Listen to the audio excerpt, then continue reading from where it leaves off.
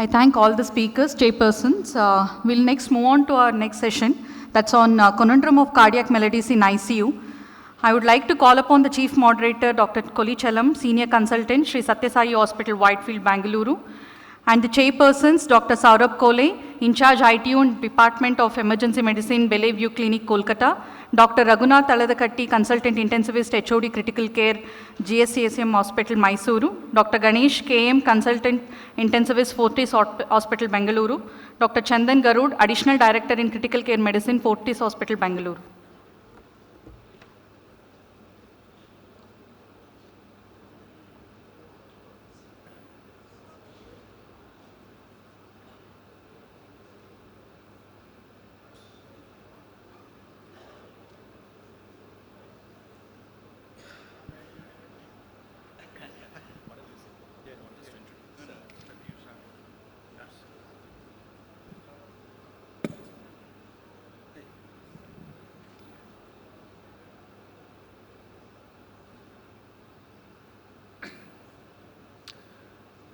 So we are going to start a very important session. We know that many a time we have to face cardiac maladies in ICU. Our first speaker is Dr. Venkatraman Kola. He is very well known to us. Already he has given a speech yesterday, already an interesting speech. He is the Clinical Director, Department of Critical Care Medicine, Yashoda Hospitals. And he is the Vice President-elect ISCCM. He was two-term in the National Executive Committee, ISCCM, and he was a faculty examiner, faculty for international, national, and state and journal conferences. So now I request Dr. Venkatraman Kola to start his deliberation. Yeah, thank you, Dr. Saurabh Kole, sir, for that kind introduction. I will be talking to you what will be my selection support when it comes to a cardiogenic shock patient. So we all understand the pathophysiology when you have a cardiogenic shock. It's a vicious cycle. When your perfusion drops down, your organ dysfunction starts, and it becomes a vicious cycle leading to organ dysfunction and death. Coming away from the conventional way of classifying cardiogenic shock, we have now SCAI classifications. The SCAI classification starts from A to E, where A is the milder variant to no shock type, to E variant, which is most severe form. And as it goes from A to B to C to D to E, you can see that initially there will be an acute trigger with some amount of compensation to a maladaptive compensation to a progression to a hemometabolic cardiogenic shock. We were talking about only a perfusions like macrodynamics, and that to probably a mean arterial pressures and maybe a cardiac index. We are talking about that leading to a hypoperfusion, that leading to change in your cellular homeostasis leading to a metabolic acidosis. So if you have a patient from a hypotension, hypoperfusion leading to hemometabolic cardiogenic shock, then we talk about somewhere between a SCAI classification D to E. These are the categories which probably will need a further support. And this is the new way of classifying cardiogenic shock we are talking about. It's again a gross way where you actually get an acute insult to the cardiovascular system, and you make sure that there is no add-on hypovolemia to that. And then second question asks whether this patient has a sign of hypoperfusion. The sign of hypoperfusion we classify from head to toe. Do we have an altered mentation? Do I have a quick capillary refill? Do I have a oliguria? Do I have a liver enzyme elevation? Do I have a hyperlactatemia? These are the signs of peripheral perfusion. If I have a peripheral perfusion, hypoperfusion, yes, then do I have a hypotension? If I have a hypotension, then we say it is a classical cardiogenic shock. I have a hypoperfusion, I have a hypotension, I have an acute insult, and that goes to the classical cardiogenic shock. If I have a patient with a hypoperfusion, but there is a hypotension, but there is no hypotension, we call them a normotensive cardiogenic shock. The other side, I don't have a hypoperfusion, but the patient had a hypotension. Then we say probably this patient has a to a cardiogenic shock. This patient may lead into a cardiogenic shock. If the patient has no hypoperfusion and no shock, we classify them, they are not in cardiogenic shock. So we are trying to talk about a normal pressure cardiogenic shock and a pre-cardiogenic shock based on both on hypotension and hypoperfusion. The medical management, we talk about those A to B to C, we all are aware of. We all talk about volume optimization, that what I told in the beginning. Then we talk about vasoconstricting. We use inodilators or vasodilators, helping these patients' contractility. And then at the end, increase the contractility. These are the medical management we do therapeutically in the beginning part. There are different modalities to actually support this patient. Talk about recognizing and rescuing, optimizing, stabilizing, and probably at the end de-escalating. And we talk about different mechanical circulatory support when initial management of volume optimization, vasopressor support, or a inotropic support is not helping. We will discuss about the mechanical circulatory devices which are temporary, not of a long term, which we use for a chronic heart failure, pending for a transition for or waiting for a cardiac transplant, which we talk about HeartMate 3, 2, and all the series which we are now looking at. But we will confine our talk more towards when we talk about a VA ECMO comparing to the other temporary available mechanical circulatory device. If we actually classify the mechanical circulatory devices into two components, one is about right heart support, the other one is in left heart support. We talk about right heart support with an Impella. We'll come to details about the Impella. And tandem heart or a VA ECMO. In the left heart support, we talk about IABP, we talk about Impella, we talk about tandem heart, we talk about VA ECMO, we also talk about ICPella. ICPella is something which is a combination of both ECMO and Impella. We all understand about IABP, which we were using more commonly. Now the use has come down and its limitation in a particular category of patient, which I will come back to you, which actually augments your diastolic pressure, leading to improvement in your coronary perfusion and cutting down your cardiac load, which we'll come to later. This is again a very impressive Impella device, which we happens to be physically present when we actually use a couple of times in our patients. And this comes in a different series from 2.5, 5, and 5.5, depending on how much amount of cardiac output it generates. It looks like completely a wire, the same which I have put across. And this goes from the aorta, from the arterial root, between the aortic valve, from aorta to the left ventricle. And you can see the tip of the left ventricle from where there will be a port which actually drags the blood and pumps it to the aorta. So it actually deloads the whole of the left ventricle to the aorta. And that's how this Impella devices is helpful in using. So it looks like, if you see, there is a motor inside that. It's a micro motor. And this comes with the different sizes. The 2.5 size, we can use a percutaneous one, but the 5.5 size really needs a cut down. We cannot use it with a percutaneous technique. But this is what is a cross-sectional of the Impella device, which looks like this with a small micro motor inside it, which actually pumps the blood from your LV to aorta, and actually that crossing your aortic valve. Tandem heart is the other one, where you can, if you can see, it actually drags your blood from the LA and RA and takes it to the tandem heart, and it pumps back to the aortic side. So this is again a temporary mechanical supportive devices which we use in this. Coming back to a VA ECMO. So VA ECMO, we all understand, it actually takes the blood from the venous system and gives it back to the aortic system. We generally keep either inferior IJV, internal jugular vein, or a femoral vein as a draining cannula, and we put back into the femoral cannulas. Sometimes we also use as a central cannulations in our central system. So the question to me is, how do I make a decision about which mechanical circulated devices I will use in my patients? This is an Intermac profiles which actually talks about a levels from 1 to 7 if you see. And these are the categories of patients which actually will be categorized according to this intermace, like what I say is SKY classification, where on depending on how sick you are and what is the time I have availability. If a patient is critically in cardiogenic shock with a crash and burn, and we need something to be done within hours, or somebody who has a progressive decline in on an inotropic support, sliding on inotropes, then I have some days. Somebody who is a stable, I have some weeks. So something like that. This is a classification of intermix profile which classifies the patient from 1 to 7. And you go down the same slide, you have NIHA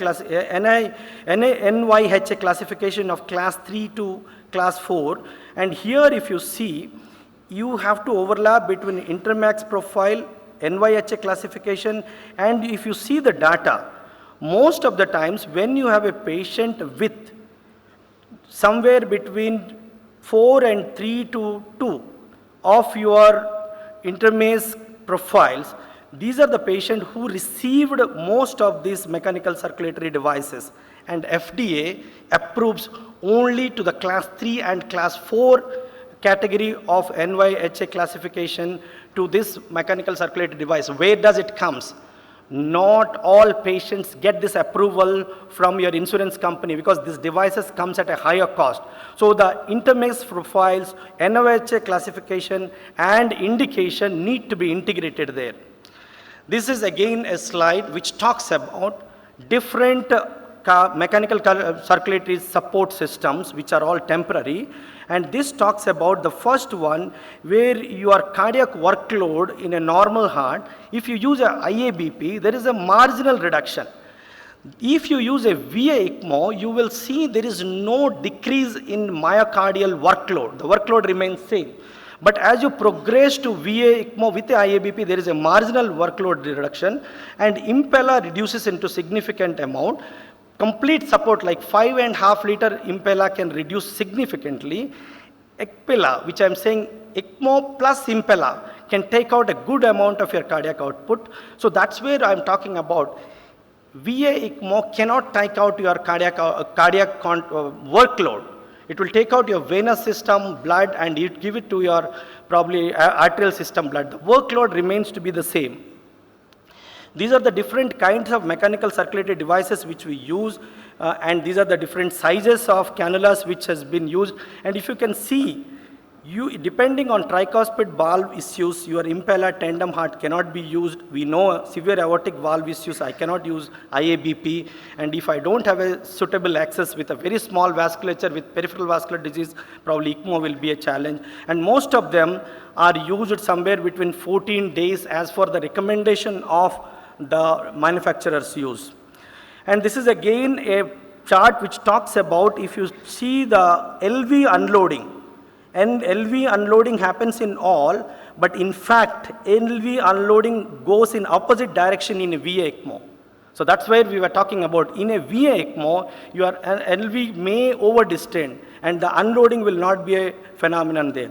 There are different scoring systems. We have a IABP scoring system. We have a VA ECMO SAVE scoring system, which can give you the predicted mortality in them.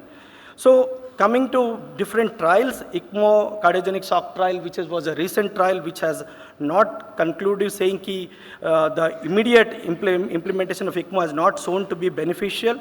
And there were other trials which has been stopped in between because of COVID, which has not shown to be any beneficial. And Impella, in some categories of patient, has shown to be beneficial if there is a head-on comparison between Impella and ECMO, VA ECMO, where in early part, like in hospital and 30 days mortality, there were some benefits, and some of these patients, when there was a longer duration, there was some support to the Impella side. So long-term survivals were also been shown with some of the studies. Tandem heart has been also been used extracorporeal support in some of the studies where they have shown a survival benefits. And these are all the common monitorings which we do. Either you talk about extra echocardiography or a non-invasive or invasive monitoring systems, and also maybe a cardiac output monitor with a PA catheter. Putting it all together, recognize a cardiogenic shock, etiology of shock, you define whether this is because of a acute MI-induced cardiogenic shock or heart failure-induced cardiogenic shock, then activate your cardiogenic shock team if you have, and you stage according to the SKY classification whatever. A and B, probably they will get better by your volume resuscitation and probably look for all the other parameters. But wherever C and D, you probably need to consider a right heart catheterization and stage them from C to E, determine the need of mechanical circulatory device. And again, after your right heart catheterization, talk about whether it is a LV dominant cardiogenic shock or a RV dominant cardiogenic shock or it is a biventricular shock. And adding to that, you again ask a question whether my patient is only having a cardiogenic shock or also add on there is a respiratory failure. If I have a respiratory failure, I have different options. So suppose I have a LV dominated cardiogenic failure with a respiratory failure, probably I will talk about a VA ECMO because Impella alone will not help my respiratory system. Or if I use a tandem heart, I need an oxygenator to add it. Alone tandem heart cannot help.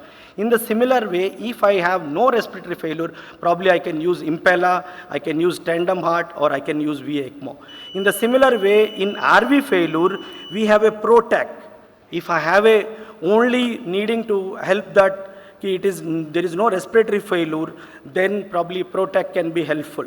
So these are the classification which we use, and that is about MI. If I have a patient with heart failure, where we can actually use a IABP as an initial management if that is not helping and there is a refractory shock, then again classify them as a right heart, left heart or biventricular failure, and accordingly you select your device like whether it is a tandem heart, if a biventricular failure or a BA ECMO. If a left ventricular failure, you can use a Impella or a tandem heart, or if it is a right ventricular failure, I told about ProTech, which is again a ProTech duo which used like a Impella but from right ventricle to the pulmonary artery.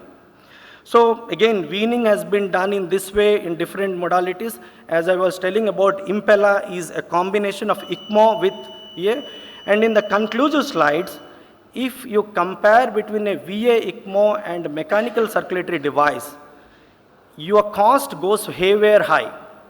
The VA ECMO costs somewhere between 3 to 5 lakhs all putting together, whereas any of these mechanical circulatory device, I'm talking about temporary ones, either you talk about Impella or you talk about either tandem heart, they cost somewhere between 15 to 20 lakhs putting together.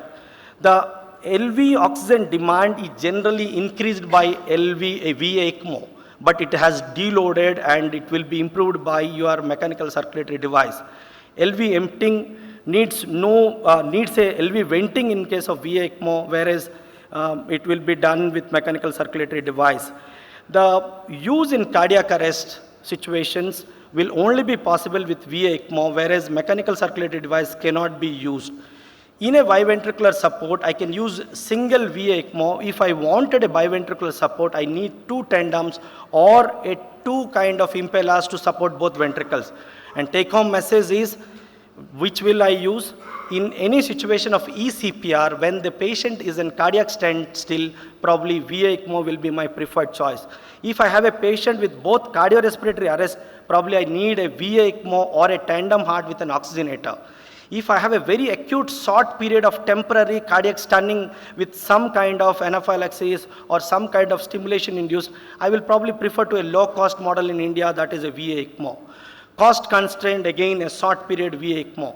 LV overload, LV vent, needing a septostomy, I probably will use in these patients and I add on IABP. If the patient is affordable, we can use an Impella in them. ECPella is the way forward if I have a very sick patient where my hemometabolic syndrome is so bad and I have hardly any contractible heart, then probably I will put a VA ECMO along with an Impella to help my LV venting or LV download. And that is the way to go. And the pattern of whether I have a biventricular failure, I have a left ventricular failure, I have a right ventricular failure, and the duration I want. Will I'm looking for a couple of weeks, will I'm looking for a transition or bridging to a transplant, will probably take the decision for that. I carry my best wishes from our new institution, Yashoda Hospital High Tech City, and it is happy to share with all of you that we will be shortly coming to the city of Bangalore in near future. Thank you.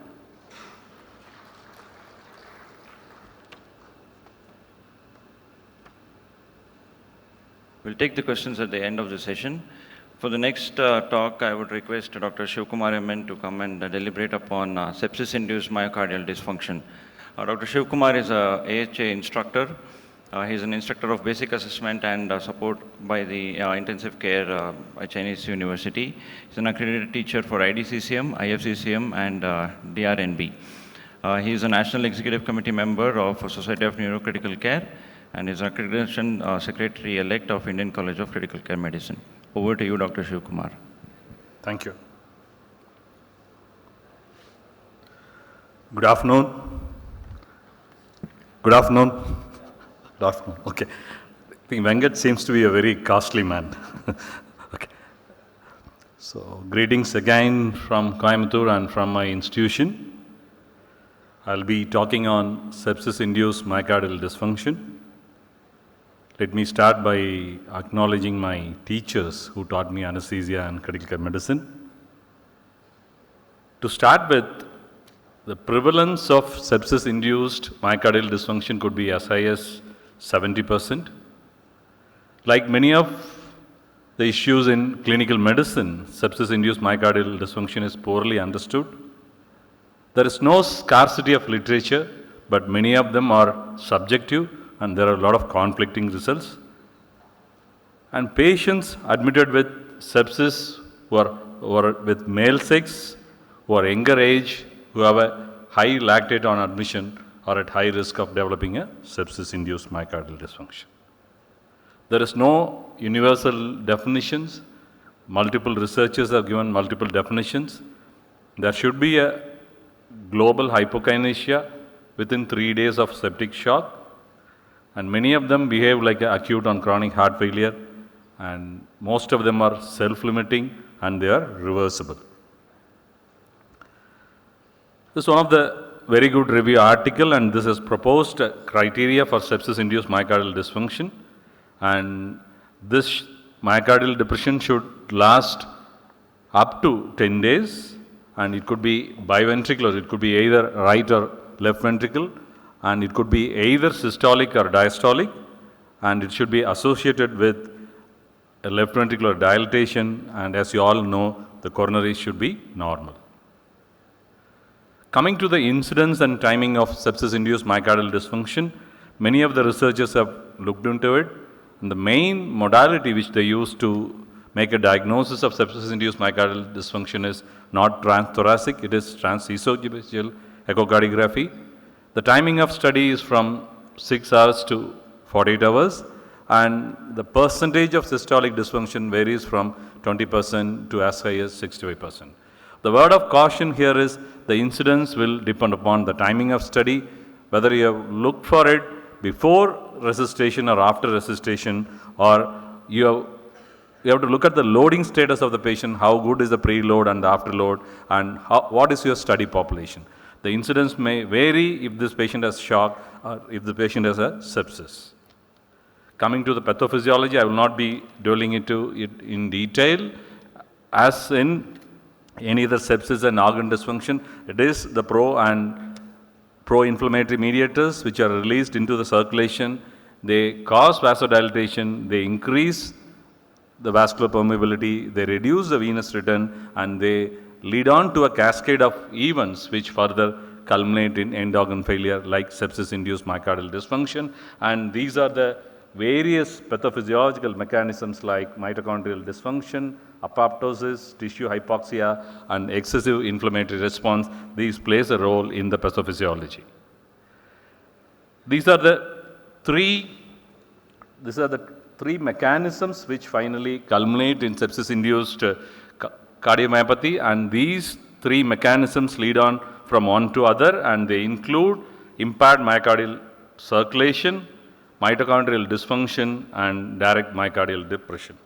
So, in mitochondrial dysfunction, it could be secondary to an abnormal calcium transport or an abnormal oxidative phosphorylation, and the myocardial suppression could be secondary to a downregulation of beta receptors, myocardial depressions, or apoptosis.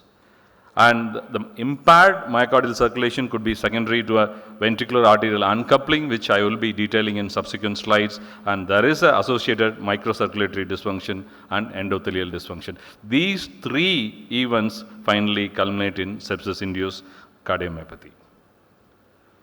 There are various dynamic changes which happens in patients with sepsis-induced cardiomyopathy. To start with, there could be a vasodilatation associated with increased capillary permeability, which reduces your preload, and this is associated with a reduction in stroke volume, but there are compensatory mechanisms which maintains your ejection fraction.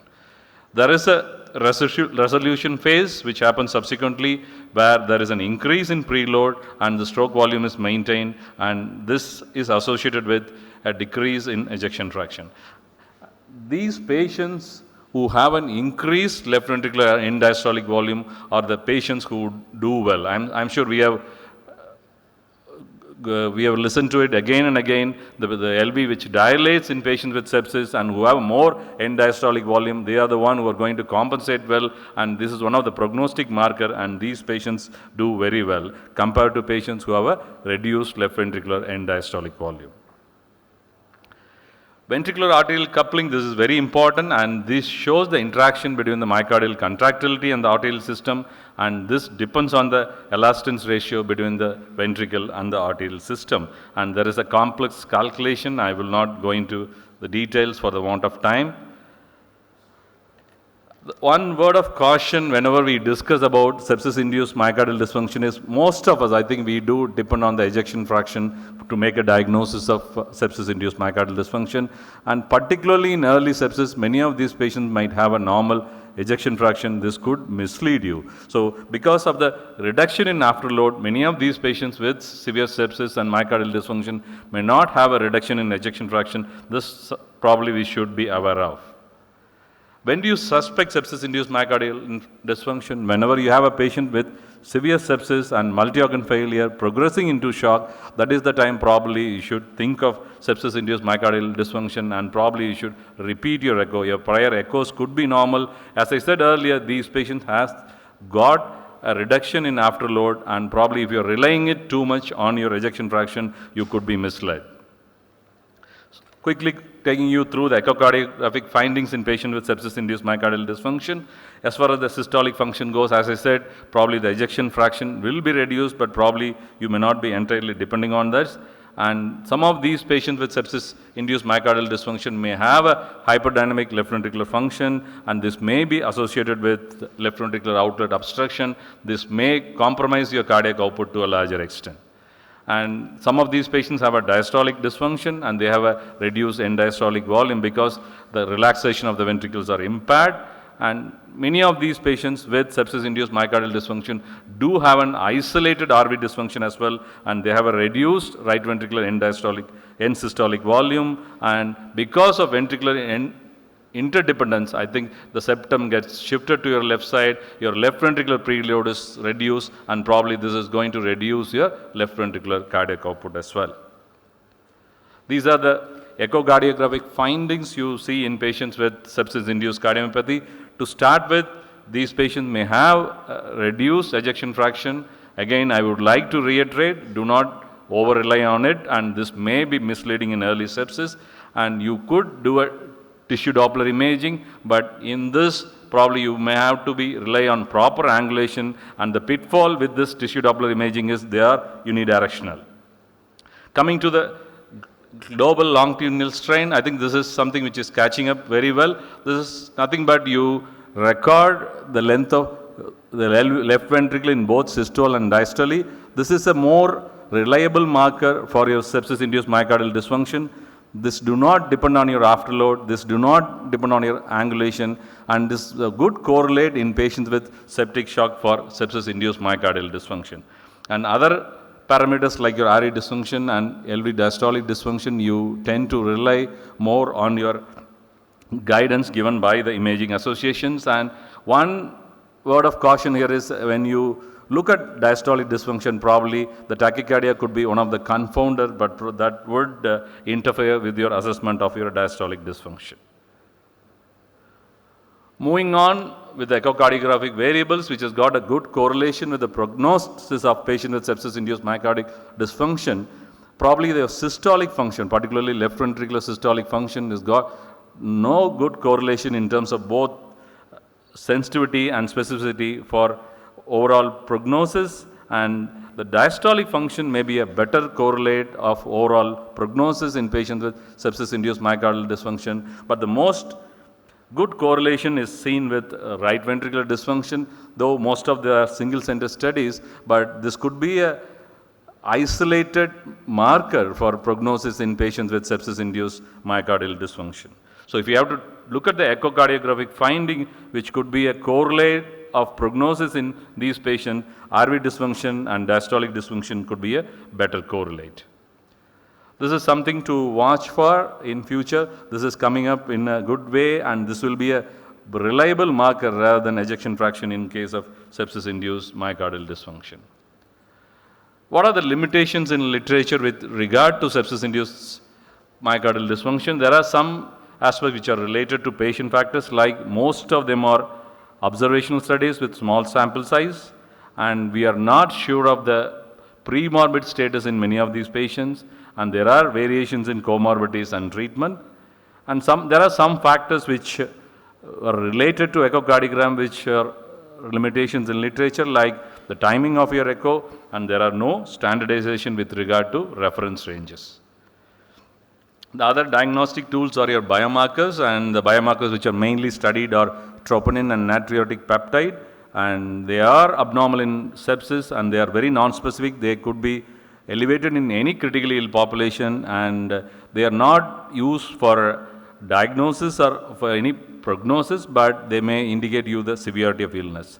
Cardiac MRI can be done to look for myocardial edema, inflammation, or focal fibrosis, but the feasibility and the availability is a problem, and you want to rule out other causes of myocarditis. If it is persistent, then probably you might do a biopsy. Coming to the treatment options, treatment should be aimed at the underlying pathology. Most of them are self-limiting. If you treat the underlying cause, they get better, and probably whatever is on the green one are which is most commonly employed.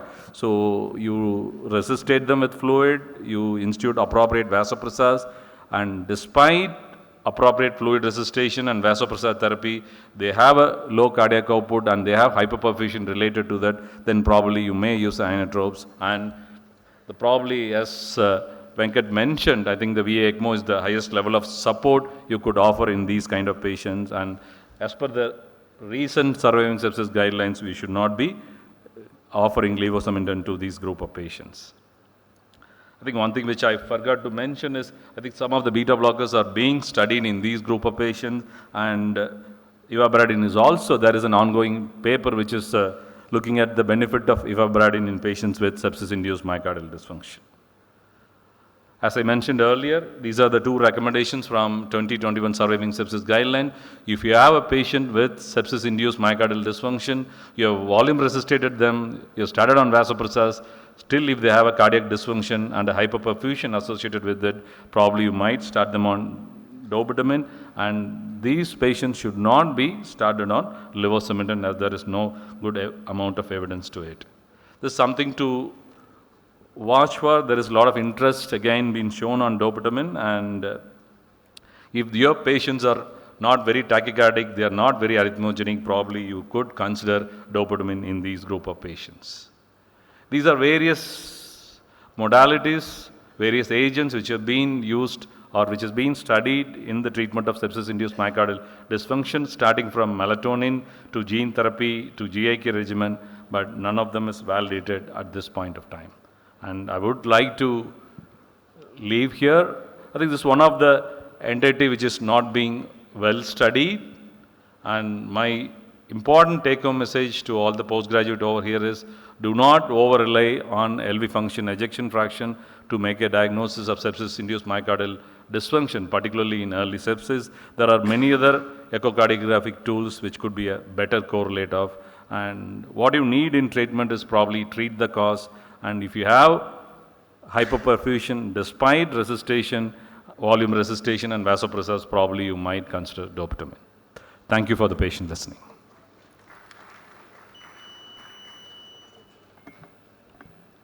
Thank you, Dr. Shivkumar, for the insightful talk. And I should thank you again also because you completed it well in time. So now we'll move on to the third talk in this, maladies of cardiac maladies in ICU. I have the pleasure to introduce Dr. Yatin Mehta, Chairman, Medanta Institute of Critical Care Anesthesiology, Gurgaon. Is teacher, examiner for fellowship in critical care and cardiac anesthesia, National Board of Examinations, ISCCM, IACTA, DM examiner. I had more than 56 chapters in books, 390 publications, approximately 650 presentations. He authored 6 guidelines, has edited several books in critical care, MCQs and all that. So his talk is neglect chamber in the ICU, the right ventricle. Over to you, Dr. Yatin Mehta. Thank you, sir, for the kind introduction. Pleasure to be here. I really enjoying the stay at this place. So I'm talking about the neglected chamber. So this is what I'm going to discuss in the last 12 minutes. Anatomy, physiology, why the RV fails, dynamics of ventilation, important to us, RV PA coupling, and management. This is what the RV looks like. This is your tricuspid valve there. There's the pulmonary artery, tuberculated right ventricle. So like when we used to talk about pediatric anesthesia, they used to say, oh, infant or a neonate is not just a small adult. That's what applies to the poor right ventricle. Although the volume of right ventricle is 10 to 15%, it's larger than the volume of LV, but the mass is small. So muscle mass is small. It is thinner, particularly at the apex. It's a thin-walled RV is able to deal with preload increase. That means if you give too much of volume, he'll be able to take it. But afterload increase, it doesn't tolerate well. So more sensitive to afterload. But right ventricular dysfunction is more difficult to diagnose than the left ventricular dysfunction. Most of the modalities which you see in echo, unless an advanced echocardiographer is doing it, he will not be able to spot the right ventricular dysfunction. And that is where the PA catheter becomes relevant. If there is right ventricular dysfunction, along with whatever the reason the patient is in, then it becomes relevant. So what happens when it contracts? There is an inward movement of the free wall. So this is the free wall of the right ventricle, and it moves towards the septum. Then there is a longitudinal contraction. So the tricuspid valve gets pulled towards the apex. And third is circular motion, like two towels being squeezed together to eject the right contents of the right ventricle. What are the echo parameters? So there is a compliance limit of the right ventricle, as I said already. It is sensitive to afterload rather than the preload. There are 3 parameters which we look at. A few of them have been covered. TAPC is one, but mostly we look at left ventricular TAPC, but this is a right ventricular TAPC which you are looking at. I have Muralidhar going to talk about later on, so please don't find faults with my slides. But TAPC is commonly used. Then you have strain measures, longitudinal strain, which will tell you, and then the fractional area of contraction of the right ventricle. And this is a fair right ventricular function, as you can see, contracting well. This is a dilated right ventricle. The free wall is not contracting very well. The septum is pushed to the left, and that is what the problem arises. The septum gets pushed because of the interdependence. The left ventricular stroke volume will reduce. And this is how TAPC is done. It is done here at the tricuspid annulus with the right ventricular TAPC, and you put the cursor there. This is an M mode, and you measure the distance between them. If the TAPC is not good, then the patient has right ventricular dysfunction. Second is fractional area of contraction, and there is a software available where it will end systole and end diastole. It will measure the area and then tell you about the contraction. Summarizing, these are what images look like, and these are the right ventricular strain pattern, S1, S and ejection fraction, you look at it. Quickly, 2 things which you see. Now this is a right ventricular failure. CVP would probably be high, Now, with this, you can get pulmonary hypertension. Pulmonary hypertension can produce right ventricular dysfunction because the afterload sensitive. So afterload is increased, the right ventricular will not be able to cope with that. And many of the pathologies which we see in the intensive care unit will have probably pulmonary hypertension to some degree, or you may get pulmonary hypotension. If it is failing too badly, it will not be able to pump into the pulmonary artery, and it can get pulmonary hypotension. You may not, so you can see both situations, and you need to understand what you're looking at. Unlike that, the left ventricle, you may get a high wedge pressure because the back pressure of the left ventricle failing, the LA pressure increases, and there is a back wedge pressure. You again may see it with systemic hypertension, which can produce left ventricular failure, or you may see it with final stages systemic hypotension because the left ventricle is not able to pump well. So this was a review article which we wrote about heart-lung interaction, and it becomes important because many of the times patients are on a ventilator, they have other pathologies, and how they interact together.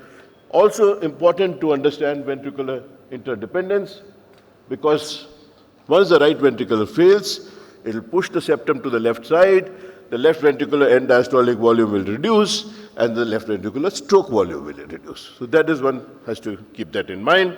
And the crescentic shape of the left ventricle, right ventricle changes because the septum is pushed and it is dilated, and this is what it looks like.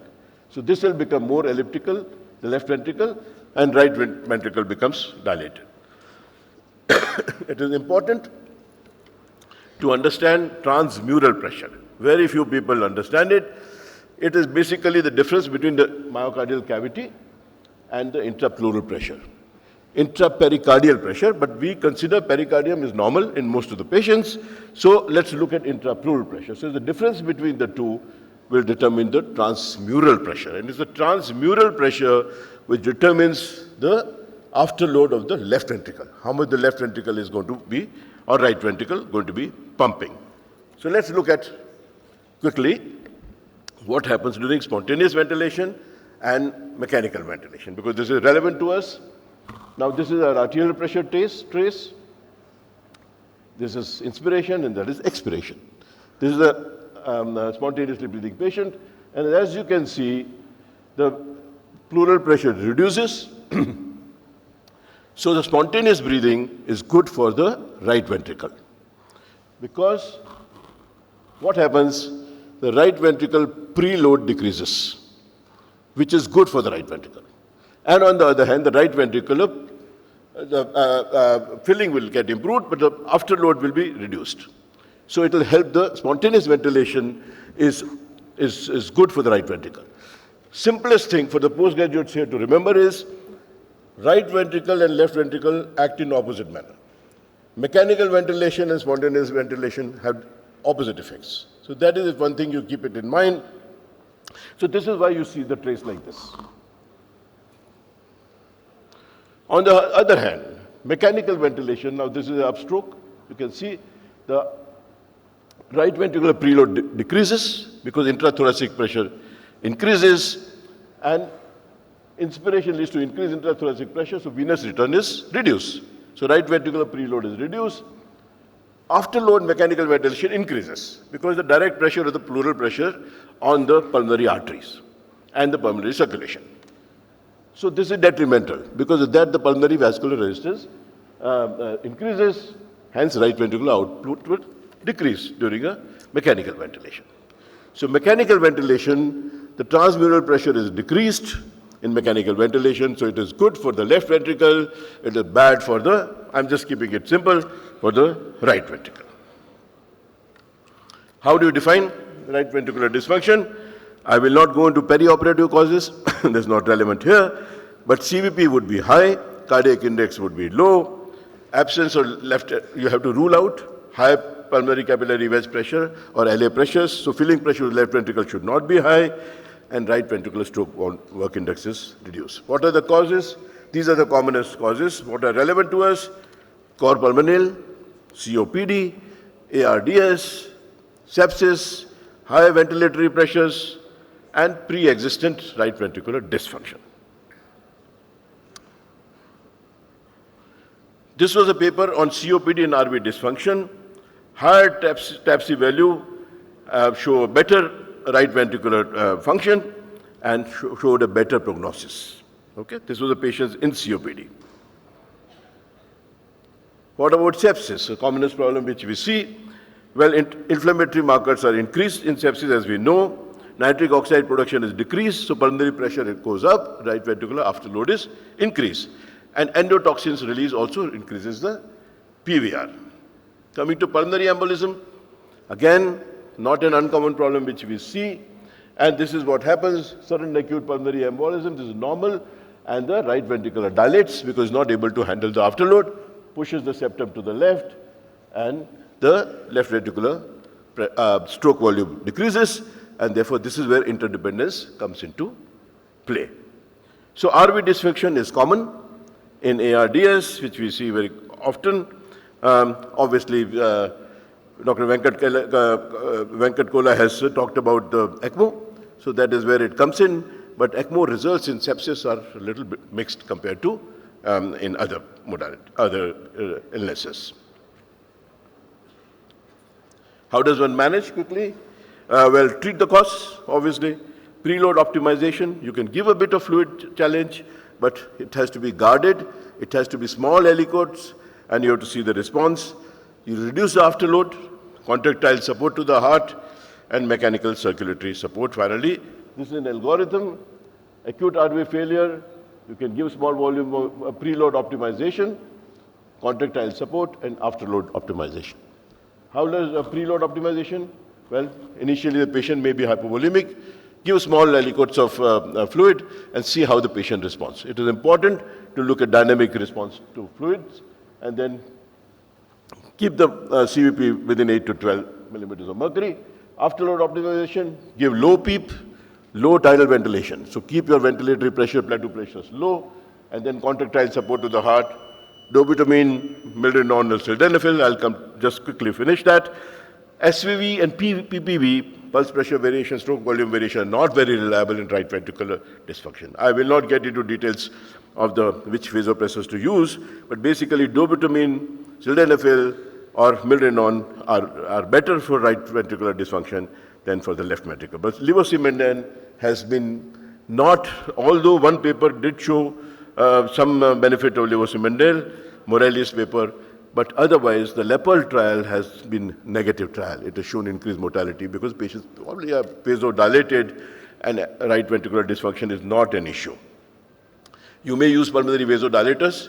Nitric oxide is being used. We also use it sometimes. Otherwise, IV sildenafil can be used, and liver transplant, lung transplant, Riociguat, that's what they use. IABP, not very useful. Mechanical circulatory support, I'll just wind up in 1 minute. Mechanical circulatory support, Venkat Kola has already taken care of, that may indirectly help the right ventricle. So basically, right ventricular failure remains a major cause of morbidity and mortality. Early diagnosis is the key. Understanding the RV physiology and RV PA coupling is important. Pharmacology of inotropes and pulmonary vasodilators must realize. Role of mechanical circulatory devices is increasing, and improved algorithm for early detection and management is important. Thank you very much for your attention. Thank you, sir. Thank you so much for valuable insights into a neglected chamber in the ICU, making it more important. Sir, before we proceed, I have a small announcement to the hall. The biggest attraction of Moot Court, the biggest attraction of JIX 2024, the Moot Court will happen in Hall B at 2 p.m. So you will witness a live case of medical negligence which was proceeded in NCRDC and Supreme Court. And please don't miss it. It is a lifetime lesson of learning. We all request all of you to be there at 2 p.m. In Hall B. Thank you. It is our pleasure to introduce our next distinguished speaker, Dr. Muralidhar sir, a stalwart of cardiac anesthesiology, as well as Maharshi of cardiac anesthesia. Welcome you, sir. Sir is director and senior consultant, professor anesthesia and intensive care, Narayan Institute of Cardiac Science, Narayan Health City, Bengaluru.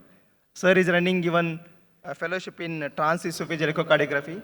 Sir is going to talk on role of TE in the ICU. Over to you, sir.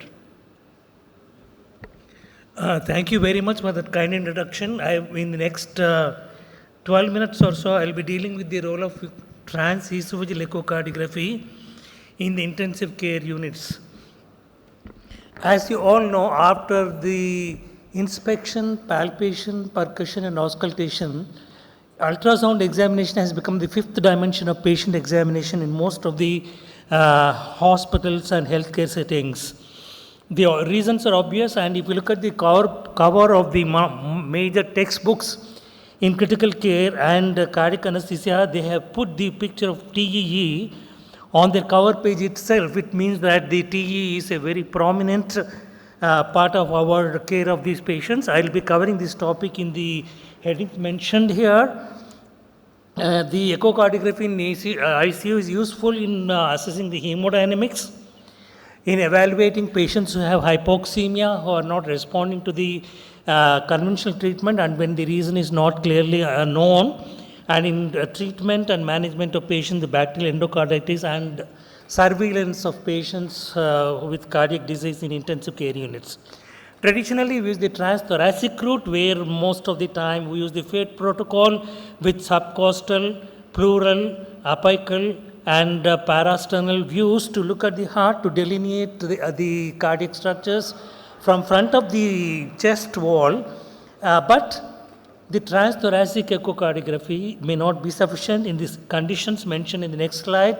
In patients who are on mechanical ventilation with a PEEP of more than 15 centimeters of water, when the transthoracic windows are inaccessible because of surgical dressings, surgical drains, chest tubes, surgical emphysema, patients with severe COPD, patients who have obesity, and patients who are unable to position themselves to be able to get a proper TTE window. These are the situations where we would like to do the TEE, and I will also tell you that in some disease conditions, the TEE has has a much better image quality when it comes to posterior structures. The passage of the TEE probe is relatively easy in patients who are intubated. The only thing is you need to have a probe which is liberally lubricated, and mouth guard has to be used even if the patient is paralyzed, because of the fact that the teeth, sharp teeth, may damage the probe as it is being passed in through the mouth into the esophagus. And the other important thing is that if there is any resistance encountered, it should not be forced across the resistance. You take the course of a laryngoscope or a video laryngoscope to be able to guide the TE probe into the esophagus. Some of the common views which are used in the intensive care units are mentioned here. We have the mid-papillary transgastric view on the left upper quadrant, which is very useful to look at the volume status and the wall motion abnormalities. Then we have the mid-esophageal four-chamber view, where we look at all the four chambers, the interventricular septum, the interatrial septum, the mitral valve, tricuspid valve, and the four chambers. And we have the two-chamber view, where we look specifically at the left atrial appendage, especially for the presence of clots. And if you withdraw the probe, we also could see the left upper lobe pulmonary vein to look at the pulmonary venous velocity profiles, especially in patients with MR and in diastolic dysfunction. And the last one shown here is that of a mid-esophageal long axis view, which you can see the ascending aorta, the aortic root with aortic valve, the mitral valve, the interventricular septum, and the right ventricle. And this is a very useful view, especially when you want to look at the morphology of the aortic valve.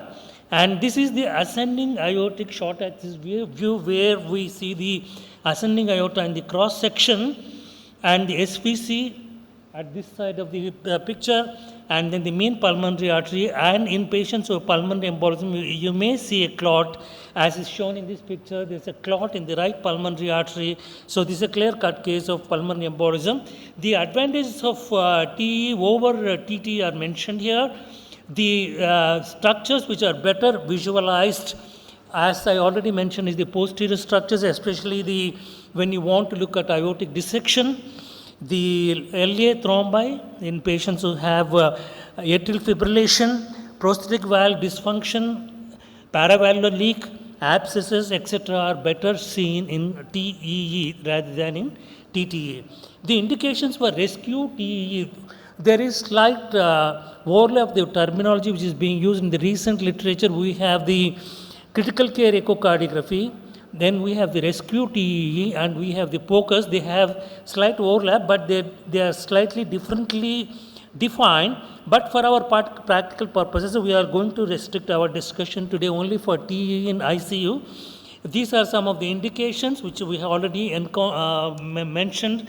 And when you look at the causative factors for hypotension, especially when it's not readily amenable to the conventional treatment, we take recourse to the TEE. This is the short axis view in the transgastric window. This is a normal looking LV. All the walls are contracting, and the thickening of the endocardium is perfect. So this is a normal structure, and here this shows the one on the right top hand is the hypovolemic left ventricle, and you have the poorly contractile left ventricle at the left bottom, which means that patient needs inotropes and probably left ventricular devices, which was described by Dr. Venkatraman. And the last one here shows a patient who has severe right ventricular dysfunction. You can see the septum being deviated to the left side during systole, which means that the patient has right ventricular systolic overload because increased in the pulmonary arterial pressures in a patient with pulmonary hypertension. In patients who have Takotsubo cardiomyopathy, you can make out the ballooning of the apex of the left ventricular cavity during systole, and we can use also the advanced echocardiographic parameters to look at the when you are trying to delineate or find out the causative factor for hypotension. And this algorithm shows us the pathway for patients who have hypoxemia, whose sometimes chest is clear, but the patient continues to be hypoxemic. In that case, it could be either diastolic dysfunction of the left ventricle, or there's intracardiac shunt, as is being shown in this picture. This is a bicaval view. This is the left atrium, this is the right atrium, and you have the superior vena cava, inferior vena cava, and the saline contrast is injected into the right atrium. And if this saline contrast enters the left atrium within the first 2 to 3 cardiac cycles, it means that there's a patent foramen ovale, and that may be causative factor for hypoxemia in a given patient whose chest is clear but continues to be hypoxemic because of the intracardiac right to left shunting occurring at the atrial level. If this is in contrast with this case, which is on the right side of the screen, once the saline contrast is injected, the contrast is appearing on the left side of the cardiac chambers after 3 to 5 cardiac cycles, which means that there is an intrapulmonary shunting which is responsible for hypoxemia in these patients. And also evaluation diastolic function is mentioned here. We usually use the mitral inflow pattern and other tests of diastolic dysfunction to delineate or to diagnose diastolic dysfunction. The regional wall motion abnormalities can be made out easily using transgastric view in the transesophageal echocardiography. And here the left ventricle is divided into 17 segments, the basal 6 segments, mid 6 segments, apical 4 segments, and the apex itself is 1 segment. So you have a total of 17 segments, and you can exactly point out where is the regional wall motion abnormality and determine the culprit artery. And this was actually pointed out by, I think, Dr. Venkatraman or Dr. Shivakumar about the strain. This is the normal strain, and this is a strain pattern in a patient with acute myocardial ischemia. And what we have done is in patients who present to the emergency room with chest pain, we have recommended to the AHA, that is the American Heart Association, that echocardiography should be part of the algorithm, which is not included as of now, and they have readily accepted it, and it was published in the American Heart Association abstract journals. And the TE also, as I mentioned previously, is useful in looking at the infective endocarditis vegetations, for example, as shown in the two panels on the left side of the screen, and in looking at the intracardiac masses, diagnosis of aortic dissection.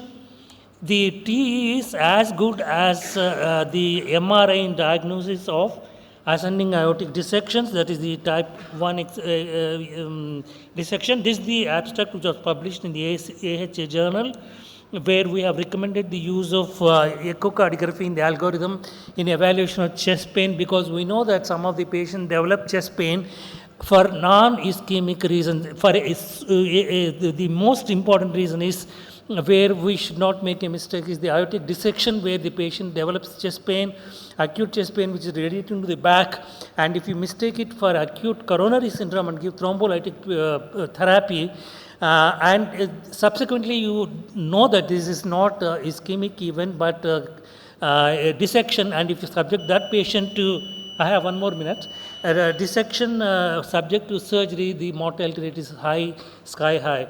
This is a patient with pulmonary embolism. You can see the right ventricular dilatation. This was dealt with Dr. Yatin Mehta. And we have artificial intelligence, which has come in big way when we look at patients using the various parameters, especially auto LVOT VTI, and auto ejection fraction has been in place for the last 4 or 5 years, and even the relative novice can use these parameters, which is compared to that of an expert and found to be correlating. These are some of the simulated images of ischemic heart disease with acute MI and ventricular septal rupture with right to left shunt at the ventricular level, and this is again patient with regional wall motion abnormality, and these are some of the advanced ways of looking at the heart using transillumination. This is the glass view of the left ventricle showing the mitral valve, and we also have the lung ultrasound using transesophageal echocardiography, and all these developments have been taking place in the recent past. We can use the TEE continuously for about 72 hours using the hemodynamic TE parameter. And in cardiac arrest, TE is better than TTE because you're not disturbing the compressions which are going on. And we have patches which can be put on the chest and look at the heart continuously. And to end my talk, I would like to announce that there will be a critical care echocardiography fellowship in December 13, 14, 15 at Narayana. Please join us. And we do conduct critical care echocardiography fellowship courses. The details are available in the pamphlets put in your conference kit. Thank you so much for the patient hearing. And if there are any questions, I'll be happy to handle that. Thank you so much. Thank you, sir. As always, excellent talk. We'll be taking the questions at the end. For our last talk of this session, it's my pleasure to introduce Dr. Sunil Karant, who's also my friend, who's the chairman and HOD of in critical care medicine in Manipal Old Airport Road. So as we all know, the new kid on the block is on POCUS is Vexus to be used for decongestive therapies. So Dr. Sunil Karant, over to you. Thank you, Chairpersons. So from all the complex invasive or semi-invasive monitoring, we will come down to something simpler, probably more economical. But of course, the debate is how good is it at the bedside and is it applicable to ICU, and that is Vexus. So what is Vexus? Of course, the full form all of us know, venous access ultrasound. So basically what we are trying to see is what is the backward pressure that is being generated because of either fluid overload or anything that's related to cardiac dysfunction. So the The question that we always wanted to answer is whether a given person is fluid responsive or not. Gone are the days, as we know, in the ICU, that we will be looking to say, are we going to give inotropes, fluids, vasopressors, how do I improve cardiac output? But the fundamental question that we are now looking to answer is, are we going to use fluids or not? And in that light, there has been a paradigm shift in the way we have been looking at the cardiovascular physiology, from just looking at assessing fluid response, assessing forward flow, cardiac output, and also looking at the harmful effects of tissue congestion. This was first, of course, looked in cardiac congestive heart failure patients, but there's been quite a bit of recent work that has been done in looking at this looking at the tissue congestion effects in the critically ill patients. It started with the congestive heart failure patient, but we have looked at it in other aspects of critical illness as well, because there is enough and more data to say that increasing fluid tissue congestion itself, or increase in the amount of total net fluid volume in the body by about 10%, is associated with the increase in mortality by anywhere between 8 to 10% as well. So the Codman et al. Coined this term called global increased permeability syndrome, which is nothing but the leaky capillary state that we see in many of our acutely ill patients, and sometimes this syndrome can extend beyond the first 72 hours, as we know in the Rose concept, where a second hit phenomena or any other phenomena can keep this capillary leak going and will result in all the necessary downstream effects that we talk about. So attainment of euvolemia by day 3 is the target that we would like to see in most of our patients, of course subject to reversal of the primary problem and a whole lot of other things that come associated with the capillary leak syndrome and the cytokine storm. Now, understanding venous filling is not new. As early as 1931, Winton did note that there is an impact of raised venous pressure directly correlating with the decrease in the urine output, which means that the GFR gets affected because of tissue congestion, and this was not noted now, but as early as 1931 by Winton. And the fundamental drive, or the fundamental pressure that keeps venous return coming back to the heart is determined by the difference between the venous return and the right atrial pressure. But at the capillary level, it is the perfusion pressure of the organ which is very, very important, and that is determined at the microscopic level by the difference of pressure at the pre-capillary and the post-capillary level.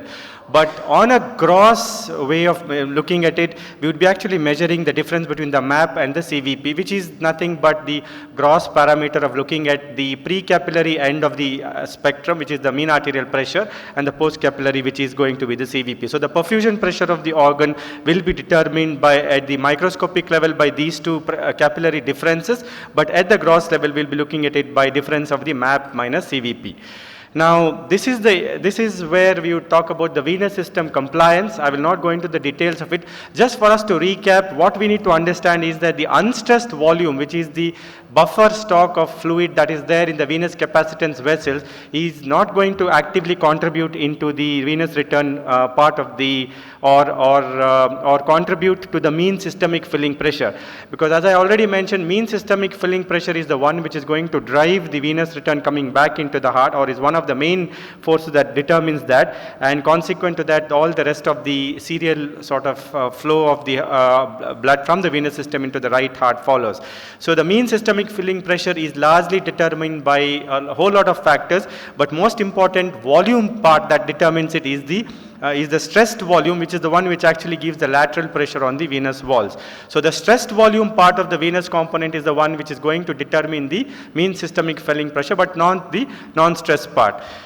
Now, just to understand the correlation between the Doppler patterns that we see in the hepatic veins and in the proper CVP, I've just demonstrated that the ACV and X and Y components of the JVP are going to correlate with the hepatic vein Doppler, wherein the positive A dip that we see, or the A wave that you see, will correspond to the A wave, which is nothing but the upward movement of the tricuspid ring, or the atrioventricular ring, which happens in the beginning of systole, followed by the S and D wave, which corresponds with the X and Y wave respectively. Now, this is the, if you look at this pattern on the hepatic veins, This is generally conducted quite well, and that is why you see the normal pattern. I'll show you in the next slide what is the normal pattern of how you look at the hepatic veins, where you see a very deep S and D wave, which corresponds to the X and Y, as I already told you. Now, in states where there is an overload situation, either because of tissue congestion or because of the heart failure, you actually find that this biphasic response gets blurred because of the fact that the compliance of the system or the compliance of the smaller hepatic veins gets obliterated.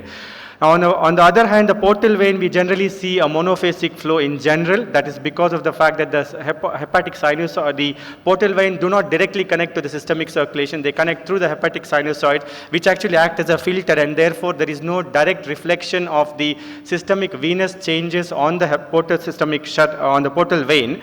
However, in situations where you find that there is compliance loss, you actually find that this phase becomes pulsatile because the hepatic sinusoids get congested, and you actually find that there is some reflection of this pulsatility down into the portal vein.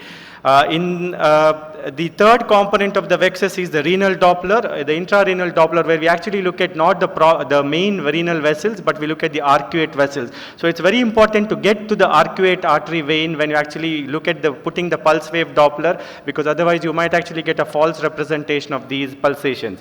So what we see here is a positive deflection which represents the hepatic, the arcuate artery, and the negative deflection which often can be initially monophasic in a normal arcuate vein where there is a normal flow.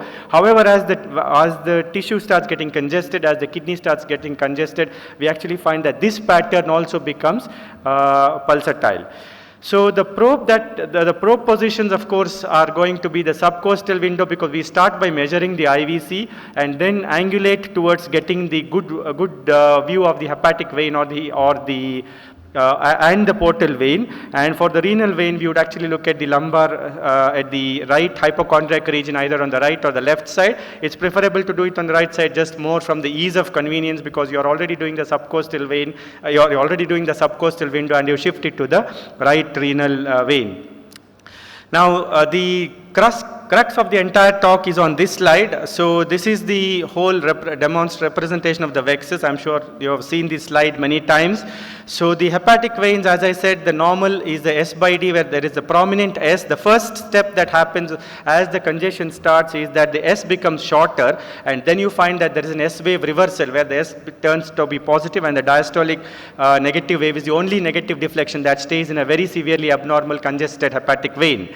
On the other hand, when you talk about the portal vein, I told you that there is a monophasic flow associated with respiratory variation that is quite normal to see. You just get a gush of sound on the Doppler, and as the congestion starts, you find that it starts getting pulsatile. Initially, the pulsatility is about 30 to 50% of the scale, and then it becomes severely, when it is very congested, you find that the pulsatility is more than 50%, and the pulsatility index goes above 50%. For the renal vein, as I told you, the artery is often associated as a positive deflection, followed by the vein, which you see as a monophasic flow. But eventually, as it gets congested, you find the biphasic pattern of the systolic and diastolic component that is visible, the SND component. And in a very congested kidney, you actually end up seeing the single diastolic phase of the disease. Now, on echocardiography, this is what you're going to see, the same thing which I've put it on in the form of a photograph, where you can actually see the hepatic vein becoming from normal to systolic becomes shorter, and a reversal of the systolic flow. Monophasic portal vein becoming pulsatile and more pulsatile, where the index goes above 50%, and the arterial flow with the monophasic venous becoming S and D, and eventually you find that the renal vein shows only a diastolic component. So the grading goes as follows: grade 0, IVC less than 2, grade 1 is IVC of more than 2 with mild abnormalities, and IVC of more than 2 with severe abnormality in one factor will be grade 2, and more than 1 will be, or multiple abnormalities of severe index in all the 3 parameters that I show will categorize as grade 3. So now coming back to the question that we started off, is VEXUS in the ICU useful or not? The first few studies which were done on VEXs was on this cardiothoracic post-hoc analysis on a set of cardiothoracic patients by Soloni's team, where they actually found that on monitoring these patients for about 72 hours, there were changes that were noted on these three parameters of the VEXs using the POCUS, and they found that there was a very strong correlation of acute kidney injury in those patients who had abnormal VEXs study or who had a congested VEXs score. When they looked at, this is the Indian study which was published by our colleagues in Bangalore from Narayana, Dr. Vimal Bharadwaj and team, where they actually looked at a prospective study on all patients who are type 1 cardiorenal syndrome, and they also found that there is a very strong correlation between the presence of congestion and acute kidney injury in these patients. Now, looking at the utility of VEXs in the AccuVEX study, where they looked at hemodialysis patients and looked at the VEXs, they could show that there was definite improvement in the VEXs score following hemodialysis. And in another study where they looked at venous Doppler, looking at trying to look at the general ICU cohort, where they found that the risk of major adverse kidney events at 30 days was predictable with the help of alteration of this VEXs score on looking at these ICU cohort of patients. However, this was not translated in other studies. So all we know that with the help of VEXs, there were studies which showed that it can predict AKI early, which is obviously the fact that because there is tissue congestion, you find that this is one of the reasons for why AKI can present, and VEXs can predict the presence of congestion. It can predict possibly the development of AKI, but beyond that, what is its utility in ICU is still not very clear. Last 30 seconds. The effect of kidney function on this RCT, where they looked at using a VEXs guided strategy to look at decongestion, there was no evidence of any benefit of using VEXs to actually improve the survival or outcome, but all they could note was that there was improvement in the VEXs score and in the fact that there was improvement in the decongestion, but didn't translate into better outcomes. So the limitation of VEXs is that in an ICU population, it does predict a poor outcome or risk of increased AKI in patients who had severe congestion, but that didn't seem to be translated in a mild or moderate congested VEXs score. So in summary, VEXs has emerged as a promising bedside tool, more from the fact that it has a short learning curve, ease of being conducted, and a non-invasive modality. Its rationale sounds robust, but we still need to have more data for its widespread use in ICU, and we have good data to say that it predicts the risk of AKI by about 30 days or even before in those patients who have a very, very high VEXs score indicating a very severe decongestion, but its role in mild to moderate congested disease is still not very clear. Thank you very much. Thank you, Dr. Sunil, for the informative update on VEXs. Now we had 5 excellent talks. May I request the speakers onto the stage? A small announcement, sir. In the interest of time, we are not taking the questions now. I request all the delegates and faculty to have the discussions and the questions over the tea and the coffee or over the lunch with the speakers. They'll be around. Extremely sorry on this. We're really running short of time. And I request all the delegates who are in the category of Shri G.C. Surana Young Research Award to move to Hall B for their presentations. And we'll move on to the next session now. Thank you. But at least I can thank the co-chairman and chairman yes, myself. Sir, thank you so much. Thank you.